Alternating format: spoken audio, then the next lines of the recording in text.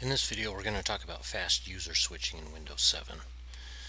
What it is if you're logged on to one account and you want to log on to another one, you don't have to log off the first one. You can be logged on to multiple accounts at one time in Windows 7.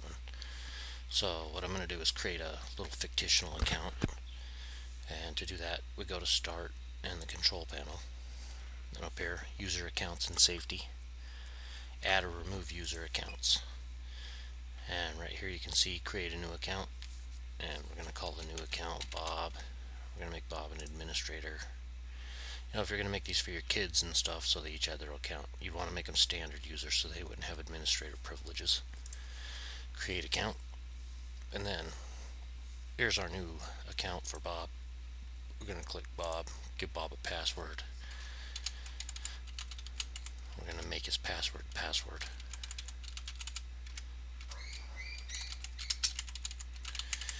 There's the hint. I can show you where this comes into play too, the little hint for your password. So the password's created. We're going to close out of this. So I'm still logged on to my account right here. So let's open something like Notepad, and we'll type in, you know, like we were working on something, and then Bob said, hey, I need to use my account real quick. So instead of logging off, just come down to Start. You can see this little arrow next to the shutdown menu, or shutdown buttons.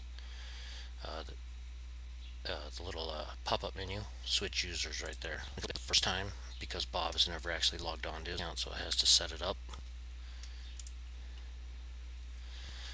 So here's where the little password hint comes in. Let's say we mess up Bob's password, type in some gibberish, hit enter. Oh, that's incorrect, hit OK. There's the password hint. It puts the hint up for you right here. So, you know, because you don't have access to go in and look at it. So you mess up, it tells you, oh yeah, then you're like, oh, that's my mom's middle name, or, you know, whatever you had chosen. So it won't do this every time. This is just the first time because Bob has never logged on before. So when you switch later on, like I'll show you, we'll switch back to the other one and it'll go much quicker. And in between the switches, we'll actually be able to see that, you know, both users are logged on at the exact same time. So you can see here Bob's desktop is different than mine. It's generic. It's because he's brand new. And you can also notice that Notepad isn't running. Remember, we left Notepad going on the other one. And so let's switch users up to the other one.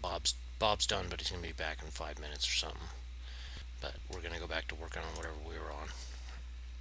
So same thing, same exact steps. Johnson, putting in your password, and you can see how much quicker it was because this account has been used before. And you can see it's back to my desktop. Notepad's running. So let's say we actually want to log off. It's the same steps as switching.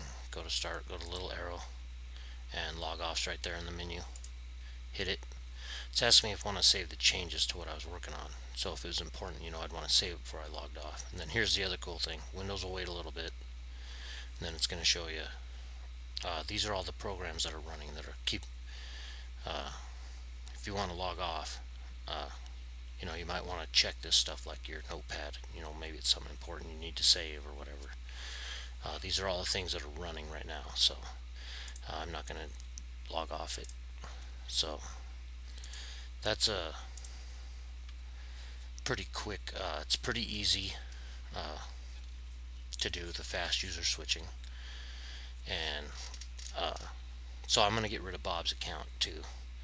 And to do that, we just go back to where we created it.